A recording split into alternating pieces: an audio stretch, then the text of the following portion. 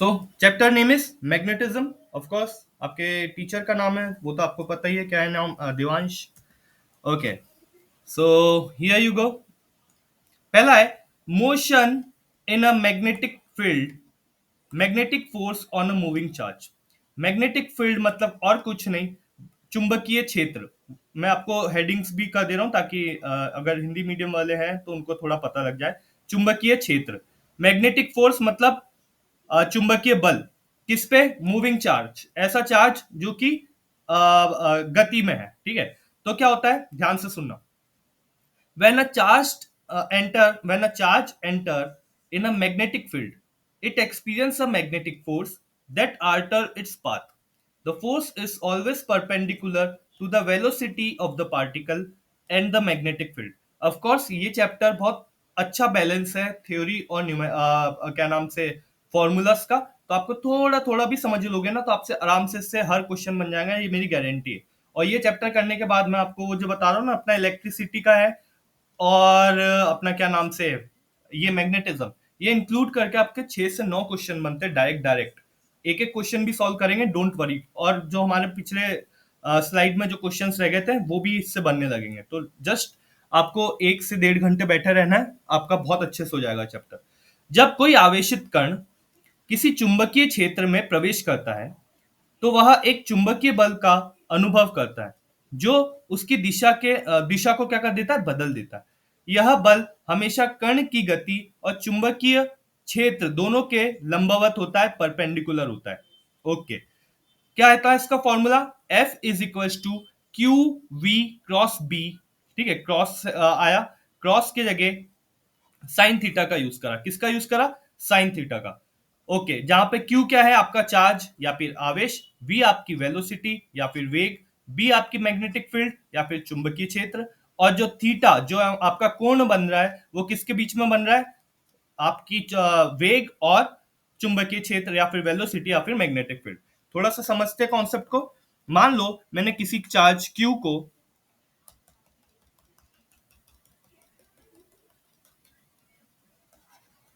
Magnetic field वाले area में भेजा। ऑफ कोर्स ये जो क्यू है, ये किसी वेलोसिटी v या किसी वेग v से अभी तो फिलहाल में इस पे कोई असर नहीं पड़ेगा, ये अपनी खुद की इलेक्ट्रिक फील्ड जनरेट कर रहा है।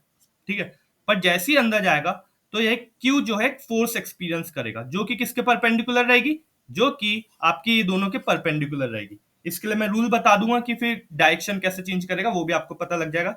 तो इस पे एक फोर्स आएगा, एक बल, ये जो चार्ज है वो महसूस करेगा किसके कारण? इस मैग्नेटिक फील्ड के कारण या चुंबकीय क्षेत्र के कारण। उसके लिए हमने फॉर्मूला क्या देखा? क्यू वी क्रॉस बी, या फिर F equal to Q V B sine theta. और ये साइन थीटा ही बताएगा कि आपका वो जो चार्ज है कैसे घूमेगा। ठीक है, कैसे घूमेगा उस मैग्नेटिक फील्ड में। तो उसके लिए ध्यान से समझना है, मैंने स्लाइड रिपीट कर दी क्या? मोशन इन मैग्नेटिक फील्ड, हाँ यही है, ये स्लाइड रिपीट हो गई गलती से। ठीक है, अब देखो ध्यान से, इसके 3 केस बनते हैं। 3 केस। तो पहला केस आता है velocity perpendicular to magnetic field. जब वेलोसिटी मैग्नेटिक फील्ड के लंबवत हो तो यहां पर साइन थीटा की वैल्यू क्या होती है? साइन थीटा, हम मैंने बार बार एक बार फिर याद करवा देता हूं। अगर साइन थीटा देखना है जहां पे थीटा की वैल्यू अगर 0 डिग्री हो, 30 डिग्री हो, 45 डिग्री हो, 60 डिग्री हो या फिर 90 डिग्री हो, तो साइन थीटा की वैल्यू 0 पे 0, इस पे हाफ, इस पे 1/√2, इस पे आपकी √3/2 और इस पे हो जाती है 1। ओके, जब आपकी वेलोसिटी या वेग चुंबकीय क्षेत्र या फिर मैग्नेटिक फील्ड के परपेंडिकुलर या फिर लंबवत हो तो वो एक्सपीरियंस करती है सेंट्रीपिटल फोर्स या फिर केंद्रीय बल। ठीक है, और जो उसका पाथ या फिर जो कर्ण जो है वो क्या करता है? वृत्त आकार गोल घूम जाता है, एकदम गोल सर्कुलर घूम जाता है, सर्कुलर पाथ करता है। तो डायरेक्ट क्वेश्चन है कि जब वेलोसिटी मैग्नेटिक फील्ड के परपेंडिकुलर है तो चार्ज की जो पथ है वो कैसा होगा? सर्कुलर होगा या फिर वृत्ताकार होगा। ओके, ये नेक्स्ट फॉर्मूले आपको रट्टा मारने की बिल्कुल भी जरूरत नहीं है, अब मैं बता रहा हूं कैसे। तो F is equal to Q V B, ध्यान से सुनना, F equals to Q V B, charge Q है, हाँ, साइन थीटा। अब जब थीटा 90 डिग्री हो तो फिर उसकी वैल्यू क्या हो जाती है, 1 हो जाती है। तो F is equal to Q V B हो गया हमारा। ऑफ कोर्स सेंट्रीपिटल फोर्स लग रहा है, कौन सा सेंट्रीपिटल फोर्स लग रहा है चार्ज पे, सेंट्रीपिटल फोर्स या फिर केंद्रीय बल, केंद्रीय बल लग रहा है। उसका फॉर्मूला क्या होता है, F is equal to M V R square, अरे हाँ यार, M V R square. Okay, तो यहां पे आ गया M V divided by R square is equal to Q V B. Okay, V से वी कैंसिल कर दो, someone is late.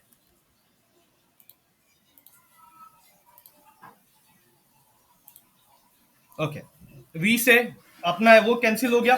Okay, V से वी कैंसिल हो गया। अब आपके पास बचा क्या, M upon Q B is equal to R square. ये पहली चीज आई, ठीक है, आर स्क्वायर के फॉर्म में आई। बट सर यहां पर तो सर आर है, यहां पर तो सर आर है। एक बात ध्यान रखना, यहां पे आर कैसे आया वो भी देखो ना, यहां पे क्यू वी भी लिखा है, तो ये क्यू वी बी, ठीक है। अब मैं वेलोसिटी का तो यूज कर रहा हूं, हाँ सर, मैंने लिखा M V square upon R, ठीक है। अगर मैं इसको उठा के उधर पूरा ले भी जाऊं, ठीक है, जो फॉर्मूला यहां पर उनने यूज करा उसमें उसने जो v की पावर है ना उसका स्क्वायर लिया, r का नहीं लिया। सबसे पहली चीज इतना, तो आपका एक v से यहां से एक v कैंसिल हो गया, r is equal to M V upon Q B. Okay, ये आया पहला। टाइम पीरियड यहाँ पे मैं लिख भी देता हूँ, वैसे तो आपको ये जो चीज मैं बता रहा हूँ ना ऑफकोर्स हेल्पफुल बहुत रहेगी, बट अभी फिलहाल में आप बस कोशिश करना इसको समझने के लिए। R is equal to M V Q B. Time period, time period निकालना है तो 2 pi M upon Q B, और अगर फ्रीक्वेंसी निकालना है तो जस्ट उसका उल्टा कर दो। तो यहां पर आपको त्रिज्या मिल गई, यहां पे आपको उसका समय, और यहां पर उसकी आवृत्ति मिल जाएगी। ओके, ये जो फॉर्मूला है इसका आपको प्रॉपर यूज, क्योंकि मैंने भी अभी पूरे मैग्नेटिक फील्ड के क्वेश्चंस पीएनएसटी और एनएम के देखे नहीं है, पर मैं चाह रहा हूं हर चीज कवर कर लूं, क्योंकि जब हम क्वेश्चंस देखेंगे तो हमें पता लग जाएगा कौन सा टॉपिक इंपॉर्टेंट और कौन सा टॉपिक इंपॉर्टेंट नहीं है। तो हम क्वेश्चन के हिसाब से डिसाइड करेंगे कि क्या हमें इतना सारा याद करना है या फिर नहीं करना है। अगर याद करना है तो फिर हम आगे बढ़ेंगे कि हाँ, मैं फिर जब हम क्वेश्चन सॉल्व करेंगे तो आपको ये चीज मैं डेरिवेशन के फॉर्म में ही बता दूंगा कि कैसे करते हैं। बट फिलहाल के केस में याद रखो ऐसा कुछ होता है कि केस वन, जब वेलोसिटी जो है परपेंडिकुलर रहती है मैग्नेटिक फील्ड के, उसका मतलब ये हुआ कि थीटा की वैल्यू 90 डिग्री होगी, तो उस केस में वृत्ताकार पथ या सर्कुलर पथ बनता है। अब जब वेलोसिटी जो है पैरेलल है, क्या समांतर हो गई, अब वेलोसिटी और बी एक दूसरे के समांतर है या फिर पैरेलल है, तो उस केस में क्या होता है, उस केस में थीटा की वैल्यू 0 डिग्री पे या फिर 180 डिग्री पे हो जाती है 0। तो जो फोर्स है वो फोर्स ही होगी पूरी 0, और अगर फोर्स ही 0 हो गई तो आपका जो पार्टिकल है कौन सी लाइन में जाएगा, स्ट्रेट लाइन में, एकदम सीधा सीधा जाएगा, उसको कोई टेंशन नहीं है, कोई भी टेंशन नहीं, एकदम सीधा सीधा चलेगा, ठीक है। नेक्स्ट, अगर वेलोसिटी सर 90 डिग्री से, वो 0 डिग्री से अगर 90 डिग्री के बीच में, वो सॉरी आपका जो कोण है वो 0 डिग्री से 90 डिग्री के बीच में रहा, फिर क्या होगा सर, उस केस में क्या होगा, एक और नई चीज बनेगी जिसको बोलता हूं मैं हेलिकल पाथ, हेलिकल पाथ या फिर स्पाइरल पाथ।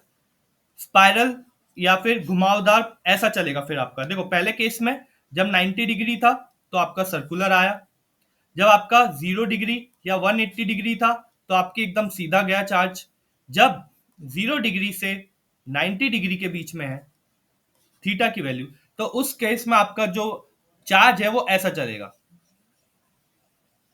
ऐसा घूमते हो जाएगा इस तरफ इस तरफ, और यहाँ पे तो ऐसा घूम रहा है, ठीक है। ये आपकी तीनों कंडीशन यहाँ पे आपको दे के रखा है, और उसके हिसाब से आप पढ़ लेना, ठीक है। वो नोट्स है छोटे छोटे जो आपको एग्जाम के जस्ट एक दो दिन पहले रिवाइज करने में बहुत हेल्प करेंगे। अब क्या हो रहा है सर, हमने तो ये देख लिया कि अगर कोई चार्ज Q, अगर वो किसी वेग या वेलोसिटी v से मैग्नेटिक फील्ड या चुंबकीय क्षेत्र में एंटर करता है तो उस पर जो बल लगता है वो लगता है F is equals to Q V B sine theta. हाँ या नहीं बोलो। बट सर वो खुद का भी तो अपना एक इलेक्ट्रिक फोर्स जनरेट कर रहा है, मैंने बोला था ना, जब अगर वो इंडिपेंडेंट है तो खुद की एक इलेक्ट्रिक फील्ड भी तो जनरेट करेगा। और खुद की अगर विद्युत क्षेत्र जनरेट करेगा तो उसका भी तो एक फोर्स होगा सर। तो हमने ये पढ़ा था कि फोर्स होती है, जब भी हम इलेक्ट्रिक फील्ड के इसमें बात करें तो force per unit charge electric field होती है। इलेक्ट्रिक फील्ड तो फोर्स कितनी हो जाएगी, F equals to Q E. अब दो टाइप की फोर्स लग रही है, एक तो ये लग रही है और एक कौन सी लग रही है, क्यू वी बी। दोनों को ऐड करूंगा तो मुझे टोटल फोर्स मिल जाएगी Q E plus Q V B. ये हो गया आपका टोटल नेट फोर्स जो चार्ज अपने आप में कैरी करेगा। तो ये आ गया आपका total force F net is equal to Q E plus Q V cross B. ये आ गया आपका नेट फोर्स।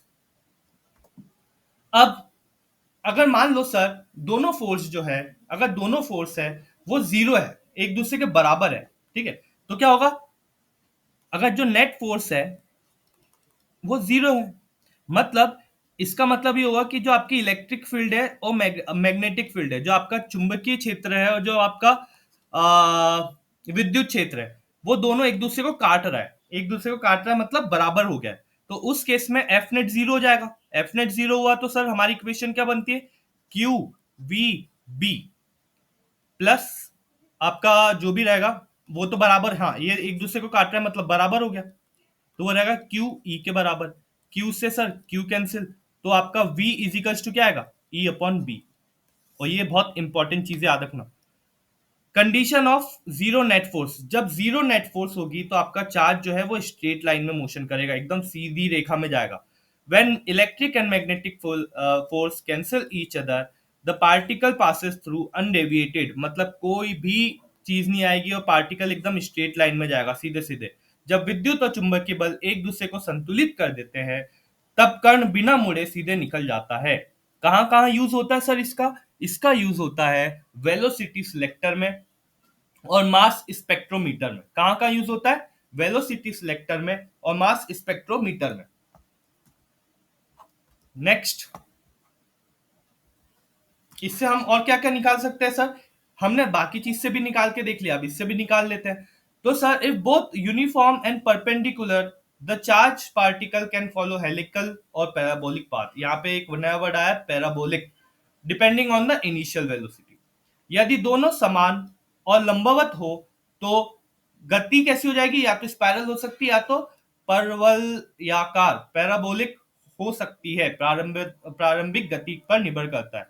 अब क्या होता है देखो ध्यान से, अगर v equals to E upon B है तो एकदम स्ट्रेट लाइन में निकल गया, बट अगर v की वैल्यू e अपॉन बी से कम है, e अपॉन बी से कम है, तो वो डिफ्लेक्टेड टूवर्ड किसके तरफ जाएगा, इलेक्ट्रिक फील्ड की तरफ जाएगा, विद्युत क्षेत्र के जो दिशा है ना उसके तरफ जाएगा।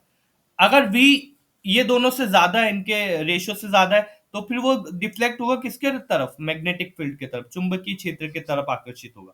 अब मैं इसको आपको डायग्राम के थ्रू भी एक्सप्लेन कर सकता हूं, but remember one thing, explanation important नहीं है हमारे लिए, क्योंकि आपको डायग्राम ओरिएंटेड चीजें एग्जाम में नहीं पूछी जाती, तो उस पर ध्यान ना ही दो तो बेटर है, ठीक है। मैग्नेटिक फील्ड विद्युत क्षेत्र ड्यू टू करंट, करंट के कारण आपका जो विद्युत क्षेत्र है, अब उसकी बात करती है। तो यहां पर एक लॉ आता है जिसका नाम है, आपने पढ़ा भी होगा, बायट सेवर्ट्स लॉ। बायट सेवर्ट लॉ क्या बोलता है वो sir, a current carrying conductor, a current carrying conductor produces a magnetic field around it. एक जो मैं इसको फिर पहले पढ़ लेता हूँ स्टेटमेंट फिर आपको बताता हूँ। The Biot Savart law help us calculate the magnetic field at a point due to small element of current. Okay, एक धारा वहन करने वाला चालक अपने चारों ओर चुंबकीय क्षेत्र उत्पन्न करता है। बायट सेवर्ट नियम की मदद से हम किसी बिंदु पर एक सूक्ष्म धारा तत्व के कण उत्पन्न चुंबकीय क्षेत्र की गणना कर सकते हैं। ध्यान से समझना क्या होता है। ओके, मान लो ये मैंने एक वायर लिया, बहुत लंबा वायर है, इनफाइनाइट है, उससे करंट फ्लो हो रहा है, करंट मतलब विद्युत धारा फ्लो हो रही है, उसके अराउंड क्या होने लगी, मैग्नेटिक फील्ड यानी चुंबकीय क्षेत्र बनने लगा इसके कारण। तो बायट सेवर्ट लॉ एकदम छोटे पॉइंट पे यहां कहीं पे बोलता है कि यहाँ पे मैग्नेटिक फील्ड की और या फिर चुंबकीय क्षेत्र की वैल्यू कितनी है, तो वो बोलता है कि वो जो डीबी है, छोटा सा मैग्नेटिक फील्ड, वो डायरेक्टली प्रोपोर्शनल रहता है करंट के। वो सर डायरेक्टली प्रोपोर्शनल रहता है किसके, वो डायरेक्टली प्रोपोर्शनल रहता है जो लेंथ ऑफ वायर है। और वहां पे अब क्योंकि पूरी लेंथ तो एल होगी, छोटी सी लेंथ की बात कर रहा हूं तो डीएल, तो सर डीएल के बराबर होता है। और वो इन्वर्सली प्रोपोर्शनल होता है, वो इन्वर्सली प्रोपोर्शनल होता है आर स्क्वायर से, वो इन्वर्सली प्रोपोर्शनल होता है आर स्क्वायर से।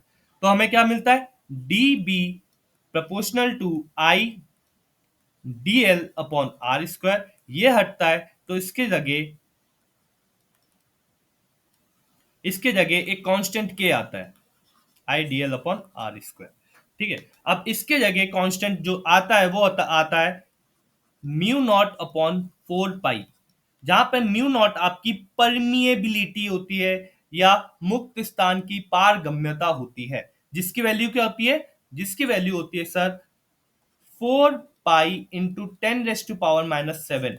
ठीक है, यहाँ पे थोड़ा क्या नाम से उसका एरर आ रहा है, क्या बोलते हैं तो आपका पाइथन का एरर है यहाँ पे, तो उसको आप अवॉइड करना फिलहाल में।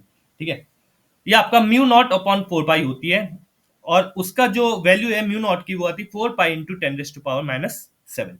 चलो, मैग्नीट्यूड, अगर मैं सर यहाँ पे आप ध्यान से देखोगे तो ये वेक्टर फॉर्म में देके रखिए, वेक्टर फॉर्म में देके रखिए, मतलब जो एंगल है वो इसके बीच में बन रहा है ना कि करंट के बीच में, वेक्टर फॉर्म में सदिश फॉर्म में आपको इक्वेशन देके रखी। बट हम इसको वेक्टर फॉर्म में ना समझ के एकदम मैग्नीट्यूड फॉर्म में समझेंगे, और जो हमारा एग्जाम ओरिएंटेड है तो वो ऊपर का आर हट जाएगा तो नीचे आर स्क्वायर आ गया, और यही इक्वेशन की हम लोग बात कर रहे थे। ये इक्वेशन को हम बोलते हैं, ये प्रमेय को हम बोलते हैं बायट सेवर्ट्स लॉ।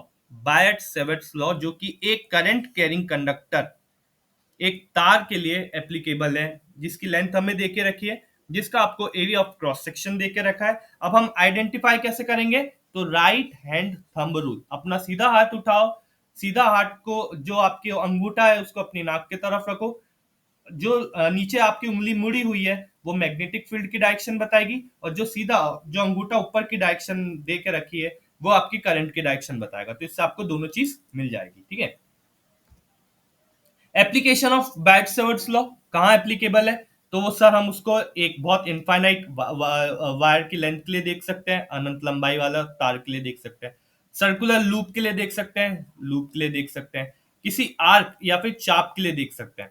एक एक को अगर मैं प्रूफ करूं तो आराम से प्रूफ हो जाता है, चेक भी कर लेते हैं यहीं कहीं। D B is equals to mu naught 4 pi I D L, R square. Okay, D B is equals to mu naught upon 4 pi, ये तो हमने सर अब किसके लिए देख लिया, इनफाइनाइट के लिए देख रहे हैं, इनफाइनाइट वायर के लिए देख रहे हैं। ओके, चेक कर लो, तो इनफाइनाइट वायर के लिए अगर चेक कर रहे हो तो आई, अब इनफाइनाइट वायर में जो एल है वो ऑलमोस्ट इक्वल हो जाती है किसके, आर के, बहुत लंबा वायर है तो एल जो है आर के इक्वल हो जाती है छोटे लेवल पे, तो एल जो है आर अपॉन आर हो गया, यहाँ से आर कैंसिल हो जाएगा। ठीक है, यहाँ से आर से, ओके यहाँ पे मैंने गलती कर दी, एक गलती कर दी, हाँ ये एल जो है वो आर के बराबर हो जाएगा, तो यहाँ पे आर इंटू आर आ जाएगा। ठीक है, यहाँ पे आर आ जाएगा, एक आर से एक आर कैंसिल, नीचे बचा म्यू नॉट आई अपॉन 4 पाई। ठीक है, 4 पाई और क्या, आर। अब यहाँ पे सर 2 कैसे आया, तो वो जो 2 है वो पर यूनिट लेंथ पे डिसाइड होता है, पर यूनिट लेंथ, और वो कॉन्सेप्ट आप थोड़े आगे पढ़ोगे, इसलिए आप उसको डायरेक्ट अभी फिलहाल में ऐसा रख लो कि ऐसा कुछ होता है। ये पर यूनिट लेंथ वाला कॉन्सेप्ट आप थोड़े से आगे पढ़ोगे, बस थोड़ा सा आगे। बट ये जो फॉर्मूला है ये आपको रट्टा मारने की जरूरत नहीं है, आप अभी डीप में पढ़ोगे, इसके लिए एम्पियर सर्किटल लॉ होता है, उसके थ्रू आपको समझ में आ जाएगा। ठीक है, नेक्स्ट है magnetic field at a centre of loop. Loop, अब लूप मतलब ऐसा कुछ होगा, ठीक है, उसके सेंटर में बताना है, तो रेडियस आर हो जाएगा, उसकी वैल्यू आती है B centre is equal to mu naught I upon 2 R. अगर उसमें बहुत सारे टर्न्स हैं तो फिर क्या करोगे, टर्न्स है अगर उसमें तो एन से मल्टीप्लाई करोगे, जहां पर एन आपकी जो है नंबर ऑफ टर्न्स बताएगी। अगेन राइट हैंड कर्ल, ये जो यूज है यहाँ पे जितना भी रूल देके रखे ना, ऑफकोर्स रूल हेल्प करते हैं एग्जाम में, पर आपके इससे जितने भी क्वेश्चन आते हैं ना वो मूविंग कॉइल गैल्वेनोमीटर से आएंगे या तो एम्पियर सर्किटल लॉ से आएंगे। ये जितनी भी चीज है, रिमेंबर वन थिंग, मैं बार बार रिपीट कर रहा हूँ, आपको ये चैप्टर हो सकता है बहुत ज्यादा लंबा लगे, बट ये बहुत मस्त चैप्टर है, डायरेक्ट बहुत कम बच्चों से बनेगा, पहली चीज। दूसरी चीज, इस चैप्टर की खासियत है कि बहुत सिलेक्टेड टॉपिक से आते हैं, क्योंकि मुझे तो पूरा सिलेबस ही पढ़ाना पड़ेगा, बट बहुत सिलेक्टेड टॉपिक है, वो आपको बता दूंगा कि ये टॉपिक भी अगर आपने पढ़ लिया तो आपसे क्वेश्चन बन जाएंगे, तो डोंट वरी अबाउट इट। ये एकदम ग्राफ जो बनता है वो कैसे रहता है सर, तो वह रहता है B is inversely proportional to X cube के बराबर रहता है, ठीक है। अब ये कहां से आया sir, of course you just wait, आगे आपको कॉन्सेप्ट पता लग जाएगा। सेम ये आ गया, ये देखो फॉर्मूले जो निकले थे ना दोनों जगह के, वो आ गया यहां से निकले थे, ठीक है। मैग्नेटिक फील्ड, चुंबकीय क्षेत्र कहां पे, किसी दूरी पर, किसी दूरी पर on the axis of point, point पे कितना होता है, तो उसका डायरेक्ट फॉर्मूला है B is equals to mu naught I R square upon two R square plus X square root 3/2। अब सर इसका डेरिवेशन, डेरिवेशन की हमें जरूरत है नहीं, डायरेक्ट चेक कर लो, ठीक है। ये हो गया। अब यहाँ पे मान लो आर की जो वैल्यू, जो आर की वैल्यू है वो एक्स से बहुत ज्यादा बड़ी, तो एक्स की वैल्यू तो नेग्लिजिबल हो जाएगी, और नेग्लिजिबल हो जाएगी तो हम उसको कैलकुलेट ही नहीं करेंगे। कैलकुलेट नहीं करेंगे तो mu naught I R square हो जाएगा, टू आर का स्क्वायर इंटू 3/2, इससे ये कैंसिल हो गया, एक दो से एक कैंसिल, नीचे की आर बचा, एक ये भी हट जाएगा, तो आपका आंसर आ जाएगा mu naught I upon 2r, जो कि हमने यहाँ पे चेक करा था। ये देखो, तो रिमेंबर ये इसका यूज करते आना चाहिए। और मैं ये आपको बस एक गो थ्रू इसलिए दे रहा हूँ क्योंकि अभी जब हम क्वेश्चंस देखेंगे तो आपको खुद ब खुद समझ में आ जाएगा, हाँ ये वाला फॉर्मूला यहाँ लगा सकते हैं, यहाँ लगा सकते हैं, काम खत्म। थ्योरी पे ज्यादा फोकस, या अगेन आपके कुछ इंपॉर्टेंट पॉइंट, अगर x की वैल्यू 0 हो तो ये निकल के आता है, अगर x डिस्टेंस पे हो तो वो सेम की सेम फॉर्मूला होगा, और नीचे अगर जो r है वो बहुत बहुत छोटा है x से, तो आपका जो मैग्नेटिक डायपोल बनता है, चुंबकीय द्विध्रुव जो बनता है, ये उसका फॉर्मूला निकल के आ जाता है डायरेक्ट।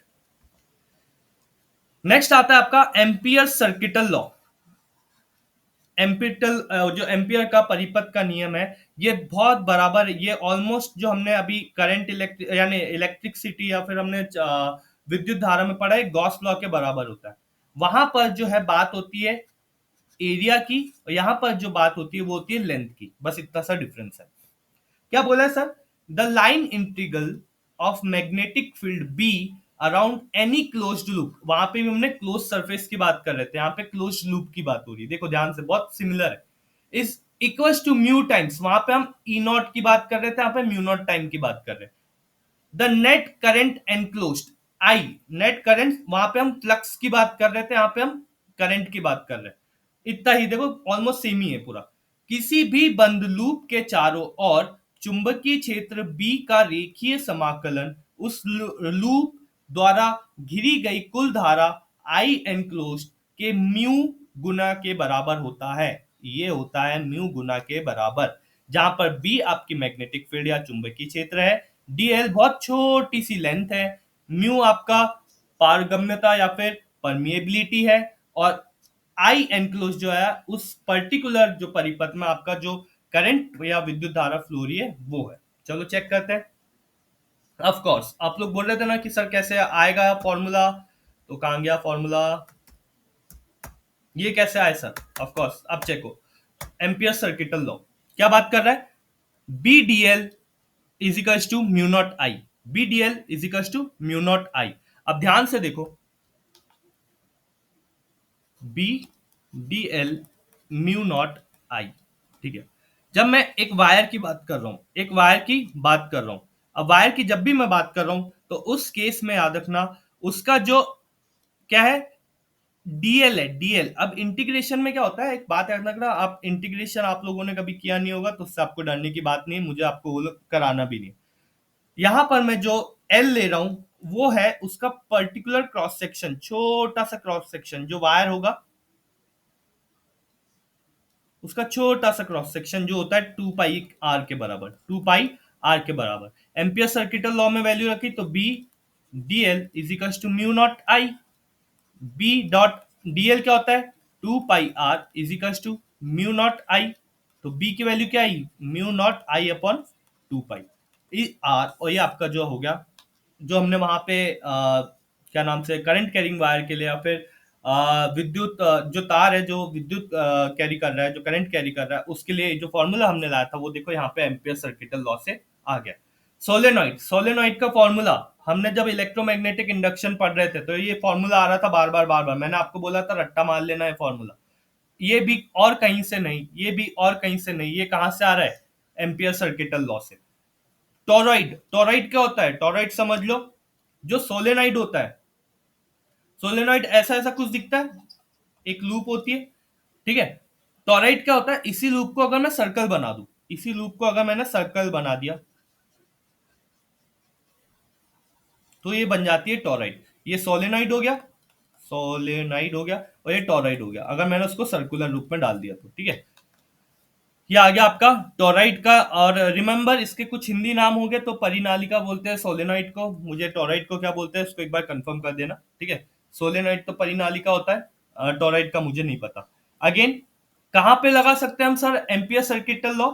एम्पियर सर्किटल लॉ आप सिमेट्रिकल केस, जैसे गॉस लॉ को हम सिमेट्रिकल केस में लगा सकते थे, वैसे ही एम्पियर लॉ को भी हम सिमेट्रिकल या सममित केस में लगा सकते हैं, जैसे लाइन, लूप और टोराइड केवल समरूप परिस्थितियों में ही मान्य है। एम्पियर लॉ, ये सब भी मैंने थोड़ा बोला था, गॉस लॉ के बराबर है, सिमिलर इन कॉन्सेप्ट, इलेक्ट्रोस्टैटिक्स के गॉस लॉ के नियम के समान है। यूज लाइन इंटीग्रल, कभी भी ये रेखीय समाकलन यूज करें। अब आपको इंटीग्रेशन नहीं आता है इसलिए डोंट वरी, वो आपके लिए कोई बात नहीं है, आप डायरेक्ट कर सकते हो, ठीक है।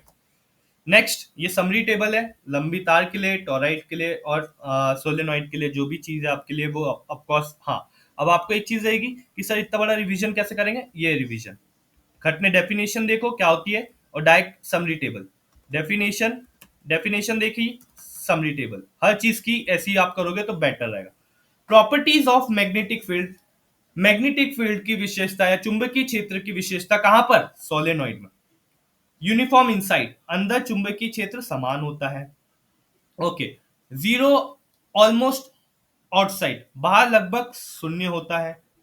Parallel and equi distance field lines inside, अंदर रेखाएं समांतर और समदूरी पर होती है। Direction given by right hand rule, right hand rule मतलब वही अंगूठा आपके राइट, जो जिस हाथ से आप अभी लिख रहे हो उस हाथ का जो आपका अंगूठा है ऊपर की तरफ, जिस भी तरफ करंट फ्लो है उस तरफ कर दो, और जो आपकी जो उंगली है आजू बाजू जो घूमे वो आपको बताएगी मैग्नेटिक फील्ड की डायरेक्शन या फिर चुंबकीय क्षेत्र की डायरेक्शन, दिशा बता देगी। टॉरॉइड का केस में, टॉरॉइड के केस में magnetic field inside the core, चुंबकीय क्षेत्र जो कैसा होता है? अंदर होता है, सेम हो गया। जीरो आउटसाइड द, फिर से सेम हो गया। No edge effect, close geometry, कोई किनारा प्रभाव या एज इफेक्ट नहीं लगता है क्योंकि भाई इसमें क्लोज्ड है, पूरा सरफेस ही क्लोज है, ये एक इंपॉर्टेंट पॉइंट हो गया। Stronger than solenoid of same size, बस एक चीज ये है जो यहाँ पे सेम नहीं हुई कि कभी भी जो टोराइड है उसमें चुंबकीय क्षेत्र जो होता है वो सोलेनाइड के चुंबकीय क्षेत्र से ज्यादा होता है, ठीक है। कंपैरिजन, अगेन आपको कंपैरिजन, ये आपकी समरी होगी पूरा पढ़ने के बाद एक बार रिवीजन मारने के लिए। और ये आपको हो सकता है नोट्स आपको लगते होंगे कि बहुत बड़े, जो इंग्लिश वाले उनके लिए ऊपर का पेज है, जो हिंदी वाले उनके लिए नीचे का है, तो डोंट वरी अबाउट इट, है ना। Force between two, of course बहुत भर भर के क्वेश्चन आए हैं इससे, बहुत भर भर के क्वेश्चन है। आप जाके अगर आपने प्रैक्टिस नहीं भी करी मेरे साथ, आप ये कॉन्सेप्ट पढ़ो, भर भर के क्वेश्चन आए, डायरेक्ट क्वेश्चन बनेंगे, लगे तो मैं आपको प्रूफ भी कर दूंगा थोड़ी देर में। Two long, straight, parallel conductor carrying current I1, I2 D, separated by distance D, exert magnetic force on each other, वो एक दूसरे के ऊपर मैग्नेटिक फोर्स डालते हैं। अब क्यों डालते हैं उसका लॉजिक सुनो। मान लो ये आई कैरी कर रहा है I1, और ये कैरी कर रहा है विद्युत धारा I2, करंट जो है यहाँ पे। अब हमने पढ़ा बायट सेवर्स लॉ में कि ये करंट कैरी कर रहा है तो इसके कारण यहाँ पे एक विद्युत क्षेत्र जनरेट हो रहा है, मैग्नेटिक फील्ड जनरेट हो रही है ऊपर की तरफ, क्योंकि एक ही डायरेक्शन में तो एक जगह। अब ये क्योंकि मैग्नेटिक फील्ड जनरेट कर रहा है तो ये एक दूसरे के अगर पास हो गए तो एक दूसरे पे फोर्स लगाएंगे, फोर्स लगाएंगे, ठीक है, या बल लगाएंगे। अब वो बल कैसा होता है उसको हम समझेंगे। जब सेम डायरेक्शन में हो तो अट्रैक्टिव होता है, और जब अपोजिट डायरेक्शन में हो तो रिपल्सिव होता है। PNST का डायरेक्ट क्वेश्चन है, डायरेक्ट 2024 में आया ये क्वेश्चन कि क्या होता है जब सेम डायरेक्शन में हो और अपोजिट डायरेक्शन में। तो अपोजिट पे क्वेश्चन था, अपोजिट में हो तो बोले रिपेल करता है या फिर विकर्ष प्रतिकर्षण करता है, ठीक है। दो लंबी सीधी समांतर चालक तार जिनमें धाराएं एल I1 I2 प्रवाहित हो और जिनके बीच दूरी डी हो, वे एक दूसरे पर चुंबकीय बल लगाते हैं। यह बल प्रति इकाई पर यूनिट लेंथ पे कैलकुलेट होता है, पर यूनिट लेंथ पे कैलकुलेट होता है, व्यक्त किया जाता है। धाराओं की दिशा के अनुसार बल आकर्षक या विकर्षक होता है, या प्रतिकर्षक जो भी हो, ठीक है। धाराएं समान दिशा में तो आकर्षक, और अगर धाराएं उल्टी दिशा में हो तो विकर्षक। चेक करो एक बार, दोनों एक तरफ जा रही है, I1 I2, तो अब ये दोनों को क्या करेगी, रिपेल करेगी। रिपेल मतलब एक दूसरे को धक्का देगी, प्रतिकर्षण होगा, ठीक है। जब ये एक इधर नीचे साइड आ रही है, एक ऊपर, अब क्या होगा, दोनों एक दूसरे को अट्रैक्ट करेगी, दोनों एक दूसरे को क्या करेगी, अट्रैक्ट करेगी। अट्रैक्ट मतलब आकर्षण होगा, बस इतना ही है। अब सोचो, फिजिक्स में इतनी गजब की चीज दे के रखी कि अपोजिट जो चीज है वो एक दूसरे को आकर्षित करती है। उसका बताओ सीधा कॉमन सेंस से बताऊं, ये बताऊं, अगर आप लोग इसको फिजिक्स को रियल लाइफ में भी डील करोगे ना, तो आप लोगों को देखना, अगर आप लोग इंट्रोवर्ट हो तो कहीं ना कहीं आपका जो डिमांड है ना, आपके जो दोस्त हो गए मैक्सिमम, अगर आप इंट्रोवर्ट हो तो आपका दोस्त जो रहेगा ना वो एक्सट्रोवर्ट रहेगा। अगर आप कम बोलते होंगे तो आपका जो दूसरा दोस्त होगा या पार्टनर होगा वो बहुत ज्यादा बोलता होगा।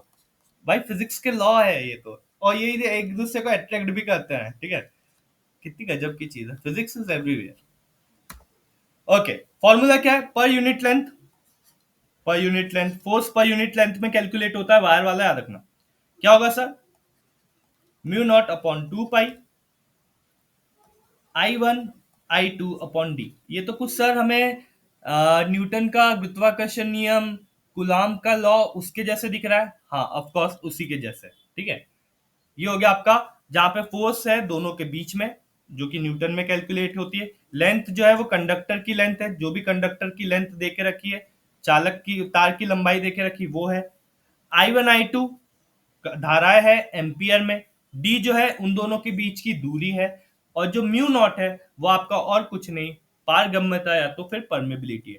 डायरेक्शन कैसा पता लगाओगे, राइट हैंड रूल, मैंने अभी आपको बोला था, थंब एंड रूल, है ना। अब इससे हम एम्पियर की डेफिनेशन इससे आती है। अब एम्पियर की डेफिनेशन किससे आई, तो पर यूनिट लेंथ वाला जो कॉन्सेप्ट है उससे आई है। Ampere is defined based on the force. ये आपका फिर से एक क्वेश्चन बन सकता है, बहुत प्यारा क्वेश्चन बन सकता है, आधे बच्चे दे नहीं पाएंगे इसका answer. Force between two parallel conductors, 1 ampere is the constant current which, when flowing in each of two infinitely long parallel conductor of negligible cross section, placed 1 meter in vacuum, produces force of 2 into 10 raised to power minus 2 into 10 raised to power minus 7 Newton पर metre length between them. फिर से ध्यान से सुनना, ampere की परिभाषा दो समांतर धारावाहकों के बीच बल पर आधारित है। क्या है, एक एम्पियर वह निरंतर धारा है जो निर्वात में 1 मीटर की दूरी पर रखे गए दो अनंत लंबी समांतर तारों में प्रवाहित होकर प्रत्येक मीटर लंबाई पर 2 into 10 raised to power minus 7 Newton बल उत्पन्न करती है। यह एम्पियर की डेफिनेशन है। तो आप एम्पियर की डेफिनेशन आपसे ये पूछी, करंट की डेफिनेशन आपसे पूछी, तो आप कुलाम पे मत चले जाना, चार्ज पे मत चले जाना, नहीं, वो दो तारों के बीच में जो फोर्स लग रहा है उससे डिफाइन होती है, ठीक है। अब आता है टॉर्क। टॉर्क हमने वहां पे भी पढ़ा है इलेक्ट्रिसिटी में, यहाँ पे भी पढ़ेंगे। अब आप ध्यान से देखो, torque on a current carrying charge, current carrying loop in a magnetic field. Torque जो है, टॉर्क को हिंदी में क्या बोलते हैं अपन, आशु।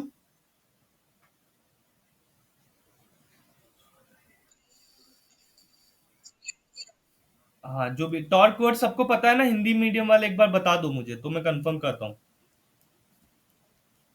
मैं एक बार रुक जाओ, चेक कर ही लेता हूँ ताकि आप लोगों को इशू ना है।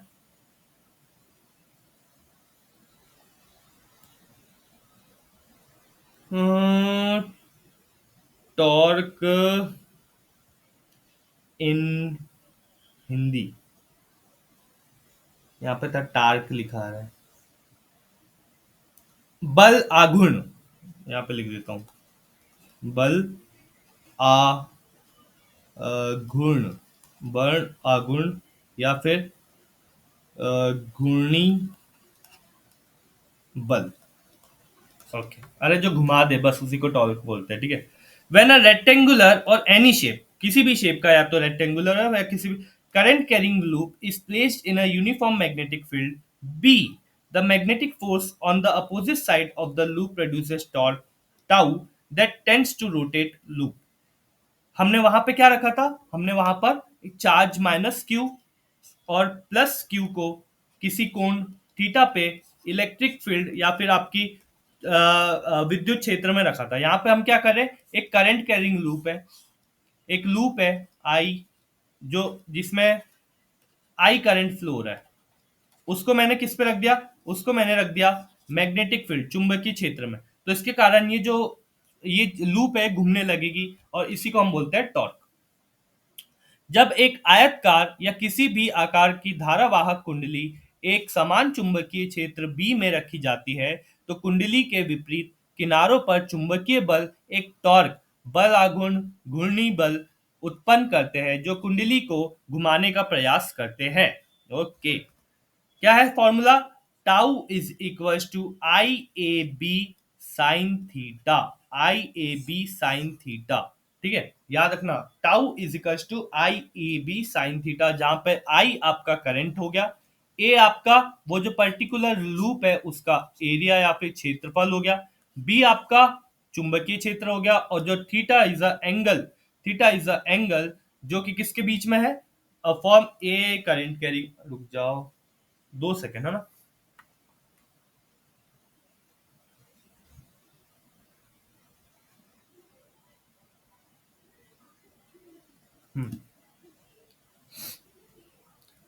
Tau I equals to I B आ गया, और जो आपका थीटा है उस क्षेत्रफल के समान, मतलब क्षेत्रफल और चुंबकीय क्षेत्र के बीच में, बी और ए के बीच में है, बी और ए के बीच में है, ये याद रखना, ठीक है। Okay, next magnetic dipole moment. Magnetic dipole moment, हमने इलेक्ट्रिक डायपोल मोमेंट सुना था। इलेक्ट्रिक डायपोल मोमेंट क्या होता है, P इज इक्वल्स टू, कोई बता सकता है क्या, रिवीजन कर रहे हो तो P इज इक्वल्स टू क्या होगा, हिमांशी, नैन्सी बोलो सब। 2A, very good. हाँ यानी यहाँ पर जो मैग्नेटिक डायपोल मोमेंट है वो है mu is equals to I A, mu is equals to I A, where A is a area vector, क्षेत्रफल है, और आई आपका करंट है। और पूरे चैप्टर में आप मैग्नेटिज्म में याद रखना, आपका जो करंट है, जो आई है, वो बहुत बड़ा रोल प्ले करता है। पूरे फॉर्मूलेस आपने अभी तक देखोगे, आई आई आई, तेरी याद आई, उसी पे बना है, ठीक है। क्या यार, मैं सही में I am getting so much, क्या हो गया है मुझे आजकल, ठीक है। धारावाहक कुंडली चुंबकीय द्विध्रुवन क्षण म्यू परिभाषित कैसे करोगे, ऐसे, जहां पर ए क्षेत्रफल सदिश है और जो कुंडली है वो सामान्य होती है, ठीक है। राइट हैंड रूल लगेगा अगेन। खाना खा गया, ओके। ओके, लाइफ में ऐसा दोस्त बनाओ ना, जो आप काम कर रहे हो ना उसके बीच में भी कॉल करके ये बोले आपको कि मैसेज आ रहे हैं बैक टू बैक कि भाई क्लास छोड़ दे, उनको बाद में पढ़ा देना, पहले अपन घूम के आते हैं। वाह,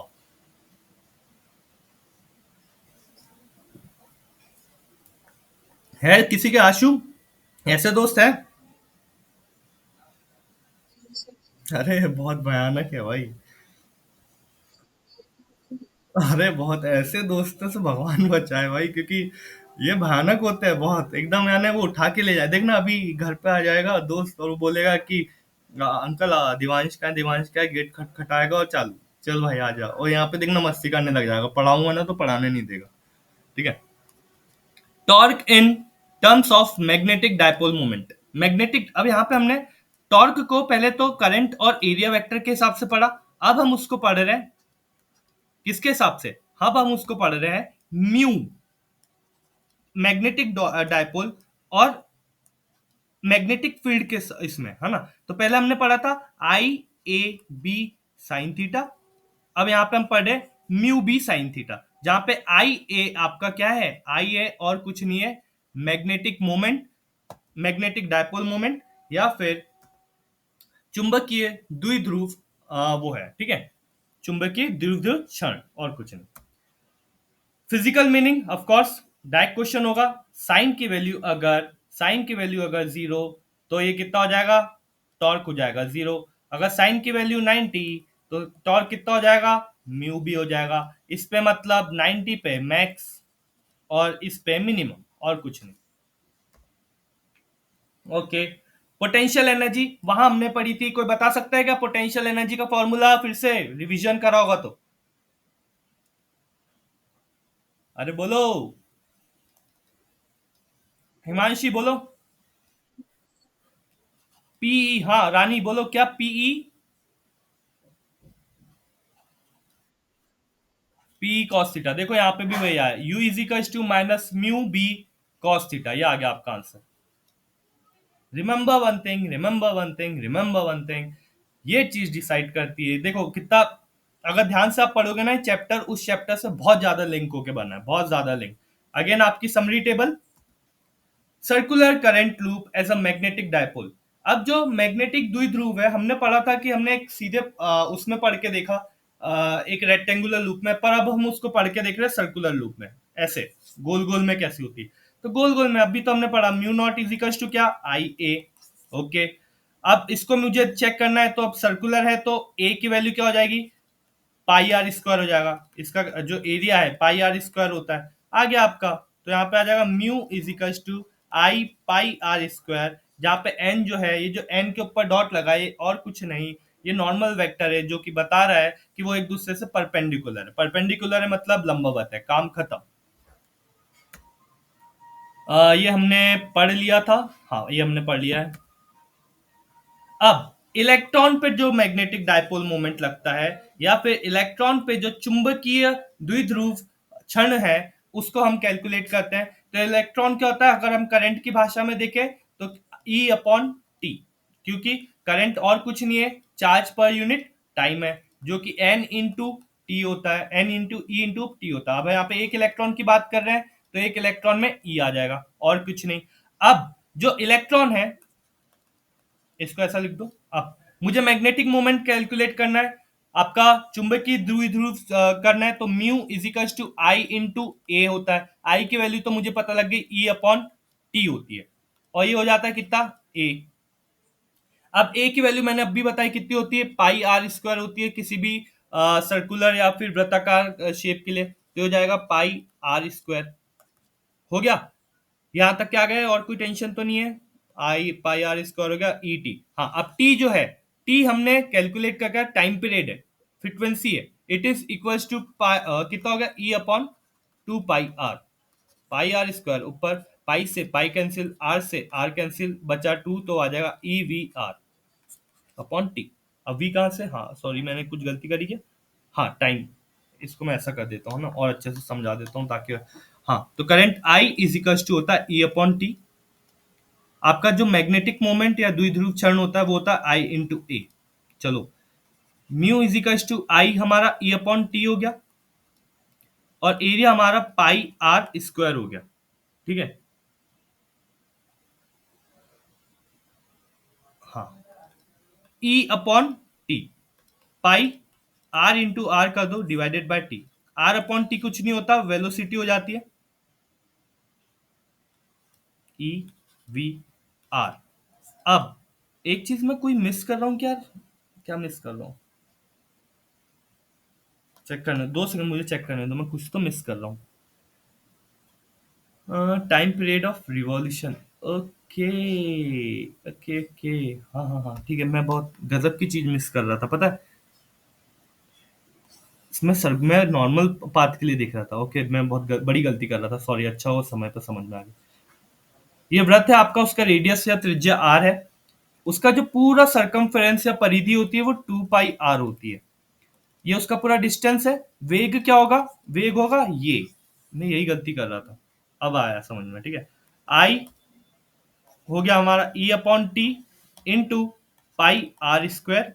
अब ई अपॉन ये, इसकी वैल्यू अब रखें, हाँ मैं वही, सॉरी यार इट्स माय मिस्टेक है ना, ये चल जाएगा ऊपर वी आर, यहाँ पे इसके साथ आ जाएगा, पाई से पाई कैंसिल, इससे ये कैंसिल, अब आएगा E V R by two, sorry my mistake. ये होता है आपका अब यहां पर आपको एक चीज बोली जाती है कि इसकी वैल्यू क्या है, वैल्यू बता दो बस, मुझे और कुछ नहीं जानना है, हिंदी वालों के लिए ये रहा है ना, इसकी वैल्यू बता दो। तो आपको कुछ नहीं करना है, डायरेक्ट इसकी एक वैल्यू दे के रखी होगी, रुको मैं बता दे रहा हूँ, कहीं पर अगर दे के रखी होगी तो ये वैल्यू ऑफ गायरोमेट्रिक रेशियो ऐसे दिया जाता है, ये आपको ये याद रखना है, एक चीज ये, और दूसरी चीज ये मैग्नेटिक मोमेंट को मैं और एंगुलर मोमेंटम के फॉर्म में लिख सकता हूं, देखो कितना ज्यादा कंफ्यूज कर देगा, यहां से आपको थोड़ा कंफ्यूजन तो आएगा, ये वाला पार्ट आपको कंफ्यूजन में लाएगा, ठीक है। एक तो मेरा ईवीआर आ गया मैग्नेटिक मोमेंट, और अब एल इजिकल्स टू एमवीआर होता है, ये हमने कहीं ना कहीं पढ़ा है।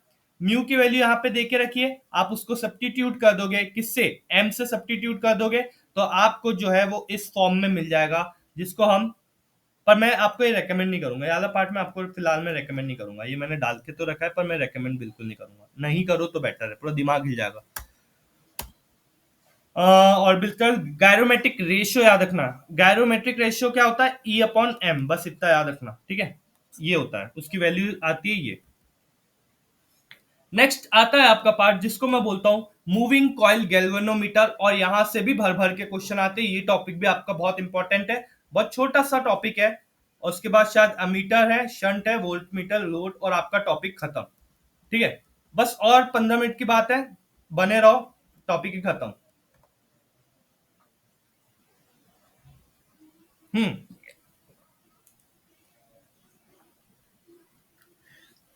अगर किसी को डर लग रहा होगा ना कि सर फॉर्मूला ही फॉर्मूला तो है चैप्टर में, अरे don't, no need to worry. अभी हम आप, अगर तुम्हें लग रहा होगा ना कि सर ये तो पॉसिबल ही नहीं है करना, अरे बाबा सब पॉसिबल है। तुम लोग एटम न्यूक्लियाई के क्वेश्चन से डरते थे, पॉसिबल करके दिखाया कि नहीं दिखाया, तो डोंट वरी, एक्सरे के क्वेश्चन बनने लगे।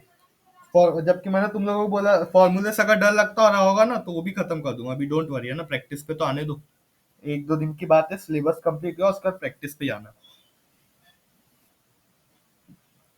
Okay, moving Kyle galvanometer.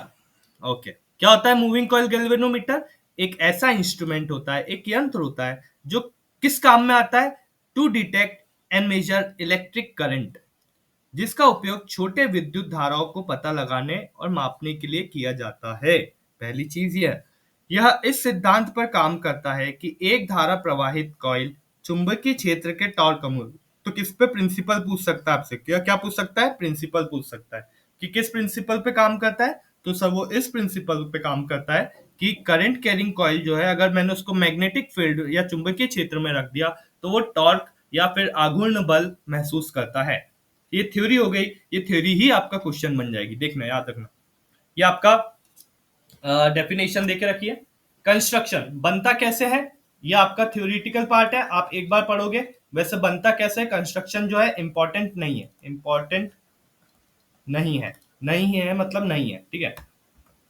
Working principle बहुत ज्यादा इंपॉर्टेंट है, अब क्योंकि टॉर्क महसूस करता है, तो टॉर्क हमने टाउ पढ़ा था, वो क्या होता है, I A B sine theta.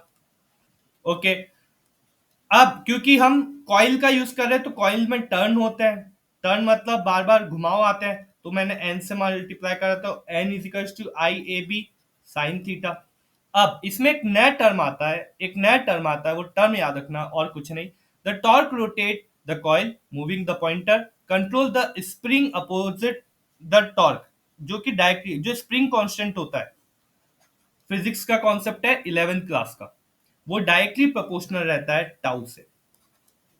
और ये फ्लक्स नहीं है, याद रखना, ये फ्लक्स नहीं है, ये अपना क्या है, एंगल है फाई, ठीक है। वो किससे लिंक है, वो लिंक है अपना, ये जो एंगल फाई है वो लिंक है किससे, स्प्रिंग के कांस्टेंट से। तो आप उससे भी बेफिक्र हो जाओ, आप बस इतना सुनो कि जो एंगल है वो डायरेक्टली प्रोपोर्शनल रहता है, जो एंगल है वो डायरेक्टली प्रोपोर्शनल रहता है किससे, वो रहता है आपके फाई से कनेक्टेड, फाई से याद रखना, फाई से कनेक्टेड रहता है, तो डायरेक्टली प्रोपोर्शनल टाउ, टाउ की वैल्यू होती है N I A B, 90 degree पे साइन थीटा जीरो जाता, वो है मैक्सिमम रहता है, तो हो गया फाई। अब ये फाई का ही यूज करके आपका पूरा काम चलने वाला है, आगे देखो कैसे, इसके जगह एक के आया कांस्टेंट, उसकी भी आपको अभी जरूरत पड़ेगी, अब देखो ध्यान से। अगर मुझे करंट सेंसिटिविटी, धारा संवेदनशीलता कैलकुलेट करनी है तो मैं क्या करूंगा? मेरे को इतना पता पता है कि जो फाई है, K phi equals to N A I B होगा। अब क्योंकि मुझे करंट देखना है तो करंट देखने के लिए मैं क्या करूंगा, इसको आई से डिवाइड कर दूंगा।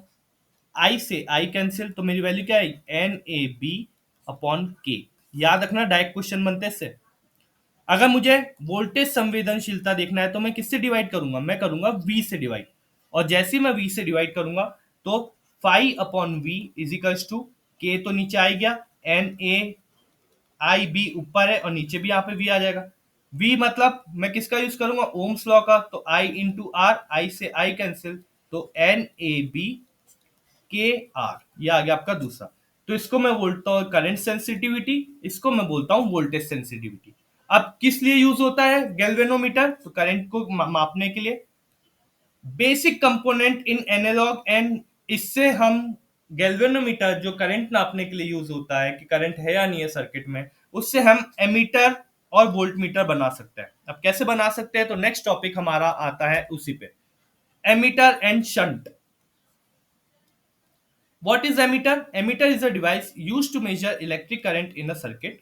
It is always connected in series to the same as, मतलब अगर मैंने एमीटर लगाया तो एमीटर जो है करंट जहां से फ्लो हो रहा है उसी को, अब करंट ही पता लगाना है तो जिस दिशा में फ्लो हो रहा है मैं उसी में लगाऊंगा ना, बाहर थोड़ी नहीं लगाऊंगा।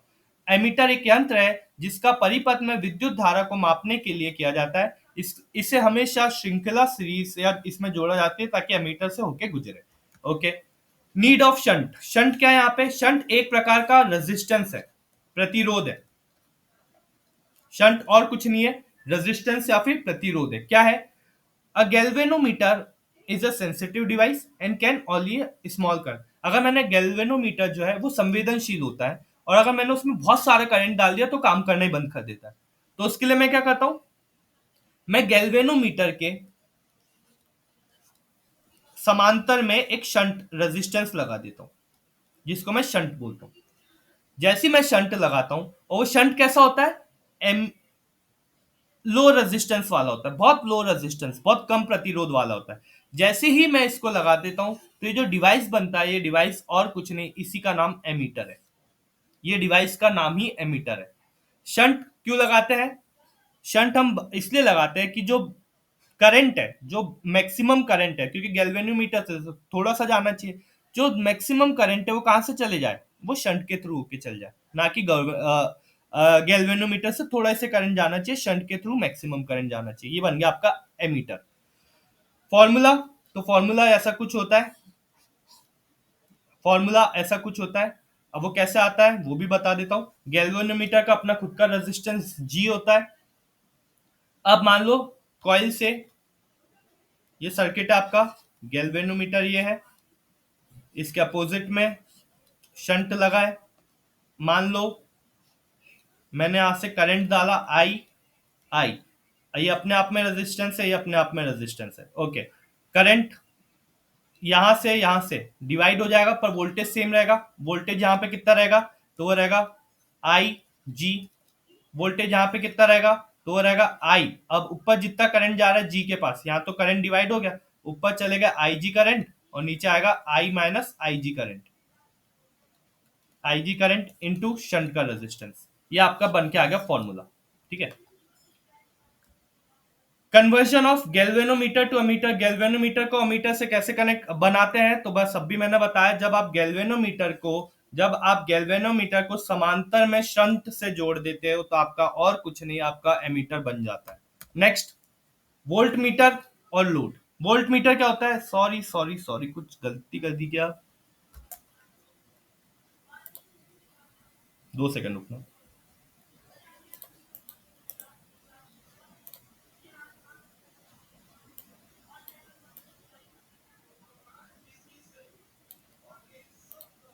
ओके, ध्यान से, बस लास्ट टॉपिक है फिर खत्म। ठीक है।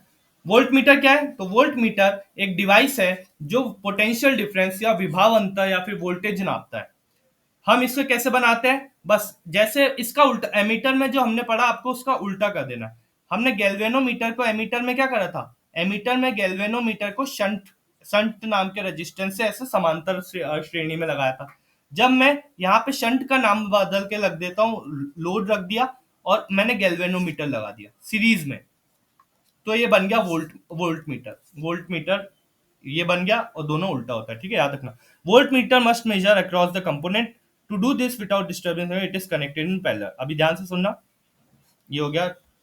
Next, why connected in parallel, voltmeter must, हाँ, अब क्योंकि अमीटर है, अमीटर को मैंने जहां से करंट फ्लो हो रहा था उसमें लगाया था, वोल्ट मीटर को मैं, ये करंट फ्लो हो रहा है ऊपर, ऐसे उल्टा लगाऊंगा, पैरेलल लगाऊंगा, है ना। Voltmeter parallel, meter series में लगता है, ये हो गया। आइडल वोल्ट मीटर क्या होता है, जिसमें इनफाइनाइट रेजिस्टेंस हो। आदर्श वोल्ट मीटर अनंत प्रतिरोध होना चाहिए और उससे कोई करंट फ्लो ही नहीं होना चाहिए, ठीक है। क्या फॉर्मूला है, अगर मुझे गैल्वेनोमीटर को कन्वर्ट करना है तो ये आपका फॉर्मूला है, ठीक है। कन्वर्ट करने के लिए आपको जो हाई रेजिस्टेंस लोड जो है वो बहुत ज्यादा हाई रेजिस्टेंस का होता है, हाई रेजिस्टेंस को मैं सीरीज में लगाऊंगा, किसके साथ, गैल्वेनोमीटर के साथ, ये आपका वोल्ट मीटर बन जाता है। व्हाट इज लोड, लोड जो है बहुत ज्यादा कंज्यूम पावर करता है, बहुत ज्यादा हाई रेजिस्टेंस वाला, रेजिस्टेंस है प्रतिरोध होता है, और कुछ नहीं है। ये थ्योरी आप पढ़ लेना, बहुत बेसिक सी थ्योरी है, कोई मतलब की नहीं उसको रिपीट करने का। ऑफ कोर्स ये बहुत ज्यादा इंपॉर्टेंट है। क्या होता है कनेक्शन, वोल्ट मीटर कैसा लगता है, पैरेलल लगता है, एमीटर कैसा लगता है, तो सीरीज में लगता है। मेजर क्या करता है, पोटेंशियल डिफरेंस, ये धारा या फिर करंट मेजर करता है। लोड, यहाँ पे लोड रेजिस्टेंस हाई रहता है, यहाँ पे शंट रेजिस्टेंस कैसा रहता है, कम रहता है। Effect on circuit, should not have effect voltage, should not reduce current. Okay, that's all for the day. ये आपका पूरा की पूरा मैग्नेटिज्म का जो भारी चैप्टर है वो हमने बहुत कम समय में समझने की कोशिश करी है।